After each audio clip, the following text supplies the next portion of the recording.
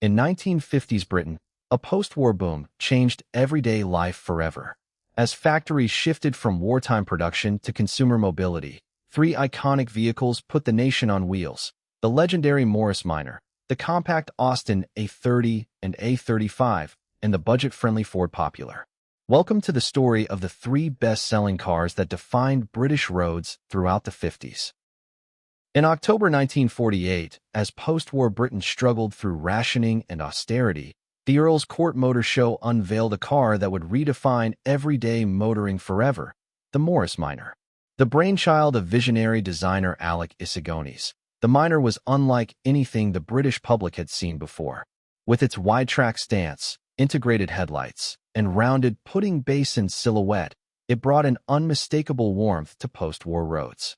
Underneath its humble exterior lay sheer engineering genius.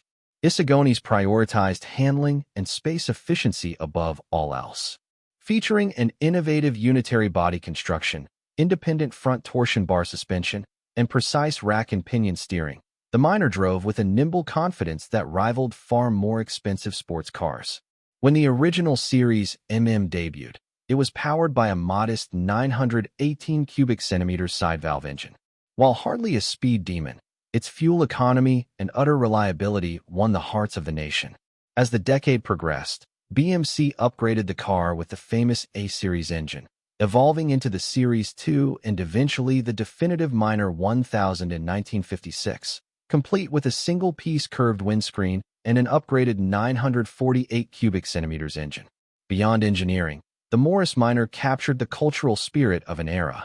It was available as a 2- or 4-door saloon, a stylish convertible known as the Tourer, a practical commercial van, and the iconic Traveler Estate with its exposed ashwood rear frame.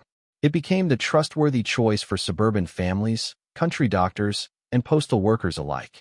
By December 1960, the Morris Minor achieved a monumental milestone, becoming the first British car in history to sell over 1 million units. By the time production finally wrapped up in 1971, after a remarkable 23-year run, over 1.6 million Minors had rolled off the assembly line. More than just a car, the Morris Minor stands today as an enduring British icon, a masterpiece of democratic design. In October 1951, the Earl's Court Motor Show in London witnessed the birth of a true hero of everyday British motoring, the Austin A30. Designed as Austin's bold response to the post-war demand for affordable family transportation, this cheerful small car quickly captured the hearts of motorists across the nation and beyond. What made the Austin A30 truly revolutionary for the company was its engineering. It was the very first Austin vehicle to feature a fully monocoque body structure, eliminating the traditional heavy chassis frame in favor of a lighter, stronger, and far more space-efficient shell. Under its compact bonnet debuted one of the most famous power plants in automotive history, the venerable BMC A-Series engine. Initially displacing 803 cubic centimeters, this frugal four-cylinder engine delivered exceptional fuel economy, making daily car ownership a practical reality for thousands of working-class families. In 1956, the model evolved into the Austin A35. While retaining its charmingly upright silhouette, the A35 brought significant mechanical improvements. Upgraded with a livelier 948 cubic centimeters engine and a revised gearbox, it offered better cruising speeds and punchier acceleration, even proving surprisingly competitive on the motorsport circuit in saloon car racing. Available as a 2-door or 4-door saloon, a practical countryman estate, and a ubiquitous light commercial van, the A30 and A35 series proved immensely versatile.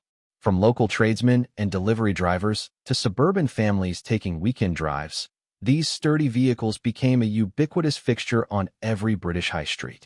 By the time saloon production concluded in 1959, over 500,000 units had been sold. Compact, charming, and mechanically robust, the Austin A30 and A35 stand as triumphant symbols of post-war mobility, proving that great engineering truly comes in small packages. In 1953, Ford UK achieved something extraordinary in post-war Britain. They brought brand-new car ownership within reach of the everyday working family. Enter the Ford Popular 103e, affectionately known to generations of motorists as the Pop. Launched as Britain's lowest-priced four-wheel car, it cost just £390 including taxes, undercutting almost every competitor on the market. To achieve such an astonishing price point, Ford utilized clever pragmatism. They repurposed the upright body tooling of the pre-war Anglia, creating a starkly basic, yet surprisingly spacious saloon. With its tall silhouette, standalone headlamps, and famous sit-up-and-beg stance, the Popular was utterly unpretentious. Powered by a dependable 1,172 cubic centimeters side-valve engine mated to a 3-speed manual gearbox, it offered simple, rugged mechanicals that any home mechanic could maintain on their driveway. Simultaneously, Ford catered to those seeking modern refinement with the introduced Anglia 100E. Featuring contemporary 3-box ponton styling, unitary body construction, and modern front suspension, the 100E represented Ford's vision for the future, while the popular 103E remained the ultimate budget champion. Together, these models dominated British roads throughout the decade. From commuting factory workers and young families on holiday to local shopkeepers utilizing the popular van variants, Ford's 1950s lineup mobilized a generation. By the time production of the 103E ended in 1959, over 150,000 units had been produced, alongside hundreds of thousands of 100E Anglias. Cheap to buy, economical to run, and endlessly durable, the Ford Popular 103E and Anglia were far more than simple transportation. They were the very engines of Britain's post-war social mobility.